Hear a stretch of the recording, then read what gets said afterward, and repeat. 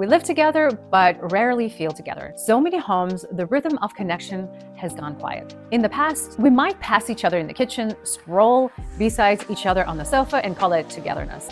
But design has power. The shape of space can either pull us closer or quietly push us apart. I'm Ariana with Ariana Designs and Interiors, and this is The Art of Connection. Today, we're talking about ways your home can become a set of real connection, presence, warmth, and everyday moments that feel effortless. Somewhere along the way, homes became built to show instead of flow. We wanted openness, but lost intimacy. Oversized sectionals now face the wall of a screen.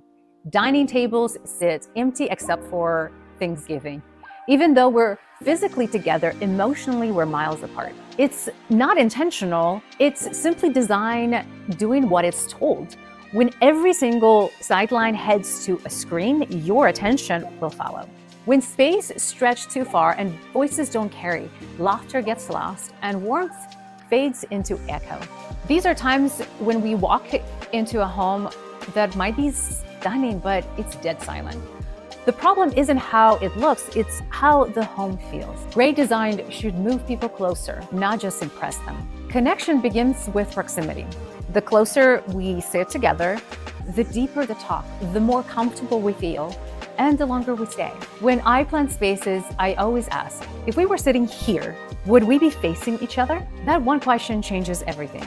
If your seating revolves around ATV, you are designing for distraction. But if it revolves around light, warmth, or each other, you are designed for presence. Now, try shifting your focal points. Face your furniture towards a fireplace or a window instead of a television. Place an ottoman or a low table in the center to create conversation. Layer lights the glow, soft, not just the overheads. These are small adjustments, but they transform energy from consuming to connecting. In boutique hotels, the best conversations don't just happen in a lobby or a dining room. They happen in between. The lounge, the hallway, the patio, and your home can have the same moments as well. We call them the third spaces, the quiet corners that ask nothing of you except to be present. A window seat, a breakfast nook, a small hallway bench. These spaces create permission to linger. When I design a home, I look for these natural pauses, places where people can cross paths and sit for a moment. It's not always about the grandeur, it's about creating those anchors for the daily connection. Because the best design moments aren't always the most impressive, they're the most human. I love open layouts. The flow, the air, the light, but openness without rhythm can feel disconnected. So we bring back the softness. Rugs define a purpose. Plants that create natural boundaries. Light layering with focus and warmth. This is what I call soft separation. No walls, just intention. This is where a home breathes again. Open, but grounded. Airy, but intimate. At the end of the day, the purpose of design isn't perfection, it is presence.